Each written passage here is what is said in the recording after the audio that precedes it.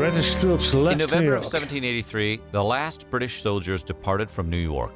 With them were thousands of loyalists and former slaves. The event was celebrated in the new country and became a holiday known as Evacuation Day. Evacuation Day. Never heard of 4th of July. Okay. Evacuation Day. Hello and welcome to the channel. This is US History Through Dutch Eyes, and my name is Johan, and a typical Dutchman looking at the history of the US. And I often wonder, why is there such a big gap in the understanding between the US and the Europeans or the Dutch? And by looking into the history of the US, and we're talking about 250 years now, I want to find out what made this gap happen. Where did the cracks arrive? And if you want to join me, then like and subscribe, and maybe we can bring those misunderstanding closer to each other by learning from each other. And for this video, I'm going to take a look at the Treaty of Paris. What happened immediately after the American Revolution ended? In the last video, I took a look at the battles, last couple of videos of the battles, what happened in the period of the Revolution. And by having the Battle of Yorktown as marked as the final battle, although there will be more battles between this and the treaty, but as the battle that Britain surrendered of Yorktown and eventually also in New York. This is what happened after this, and I want to know what happened in the period after the revolution ended and hooray, the United States of America appeared. Let's take a look. That the moment the British surrendered at Yorktown, the United States of America was born. But the truth is, transforming the idealistic ex-colonies into a fully functional nation was a long, arduous process. The new country faced years of economic hardship. State governments were widely disorganized, insurrections weren't uncommon, and the Continental Congress was toothless and ineffective. Yet somehow, the Founding Fathers were able to get their act together and form the country we recognize today. Today, we're going to take a look at what happened directly after the American Revolution ended. But before we get started, be sure to subscribe to the Weird History channel and let us know in the comments below what other chapters of American history you would like to hear about. Okay, let's head back to post-revolutionary America. Although I guess we're post-revolutionary right now, so let's head back to immediately post-revolutionary America. While the revolution was very popular in the colonies, the truth is not everyone was in favor of rebelling against the crown. In fact, historians believe that the number of American colonists who remained loyal to the crown ranged anywhere from 15 to 20% of the entire population. 15 to 20% of the entire population loyal to the crown. Yeah, British, we are the Brits. I can understand this. A fairly large segment of the community was obviously unhappy when the British surrendered at Yorktown in 1781, and with good reason. After the surrender, many of these loyalists were hunted down at their homes and beaten by gangs of so-called patriots looking to punish them. So-called patriots. Yeah, with other words, they were just thugs. Them for backing the wrong side. If you're wondering, hey, why didn't you just keep your mouth shut? The truth is, they probably couldn't. While a number of people, mostly wealthy, had the luxury of being able to keep silent about their politics, circumstances made it such that most colonists had to publicly choose a faction. So when the British started pulling out of the States, many of the loyalists wisely went with them. Yeah, they went home. Go home! Lord North resigned as the British Prime Minister. Yeah, after have done all of this, He thinks I'm not fit for it. The Prime Minister of Britain during the Revolution was Frederick North, 2nd Earl of Guildford, or Lord North for short.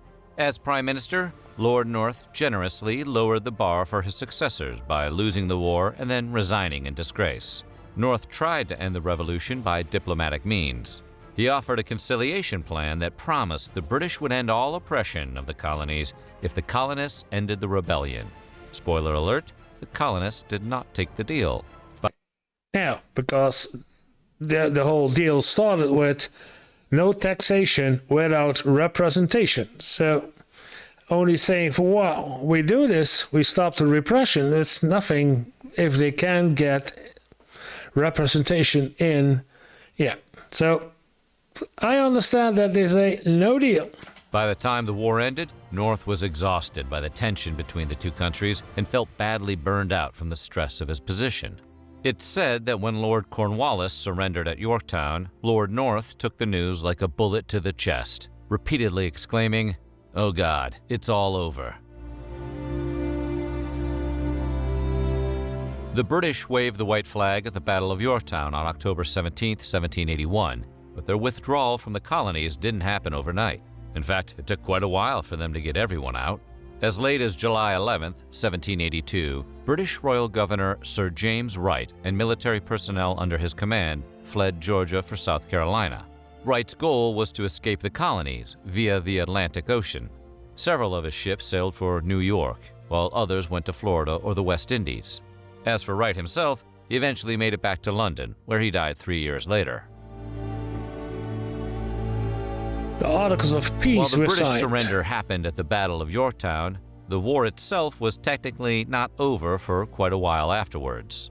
Official peace talks in Paris commenced a full year after the surrender in 1782. The British were represented at the talks by Richard Oswald, while the Americans were represented by luminaries like John Jay, John Adams, and Benjamin Franklin. The two sides hammered out preliminary articles of peace, which were signed at the Hôtel d'York on November 30th, 1782. This agreement brought America and Britain closer to the conclusion of the conflict and would become the basis for a formal treaty several years later. In 1783, the Continental Congress would ratify a preliminary version of the treaty. The agreement was then fleshed out a bit more, and the final version was ratified on January 14th, 1784. The British then ratified the treaty April 9th, 1784, and on May 12th, 1784, the ratified versions were exchanged in Paris. Nothing quite as exciting as a good ratification exchange. The final Treaty of Paris was the product of many months of negotiation and politics. Per its terms, England was required to recognize the former colonies as an independent nation. The British should recognize the former colonies as an independent nation. British were also required to give the Americans control of the territory between the Allegheny Mountains and the Mississippi River. And yeah, that doesn't tell me anything. To gain control between, what did he say? Required to recognize the former colonies as an independent nation. The British were also required to give the Americans control of the territory between the Allegheny Mountains and the Mississippi River. And This is the Mississippi River. And I assume that the Allegheny Mountains, where he's talking about, is somewhere around here. I don't know.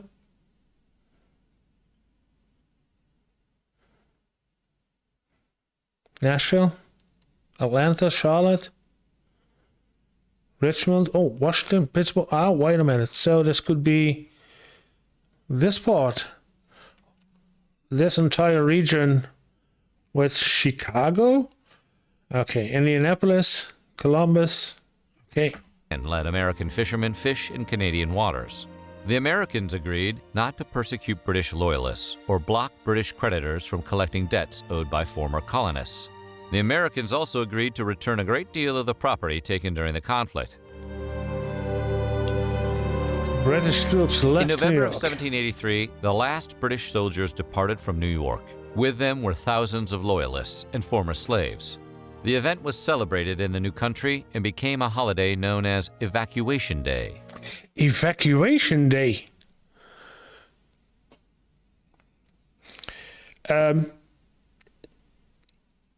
Never heard of 4th of July. Okay. Evacuation Day? The British, understandably, were a tad bitter about it. As a parting shot before they left, they nailed their flag to a pole and greased it up so it would be hard to remove. The British, such pranksters. The flag was eventually removed by a soldier named John Van Arsdale, who scaled the pole and replaced the British flag with an American one. For years after, celebrations of Evacuation Day would typically include a reenactment of Van Arsdale's daring climb. Just 1 month after the British troops left the country, General George Washington, the commander of the U.S. Army, resigned his post. Washington's move was seen as a patriotic act that demonstrated a commitment to his country over any desire he had for personal power. It made him even more popular than he already was, and he was already trending to begin with. The former commander returned to his home at Mount Vernon, Virginia. He remained there until his countrymen made it clear they wanted him to enter the forthcoming election and become the new country's first president. The new country's first president. Shays' rebellion. In the 1780s, an economic crisis swept through Massachusetts, forcing numerous farmers deep into debt. The state refused to forgive the debts, and many of the farmers lost their property or were thrown in jail.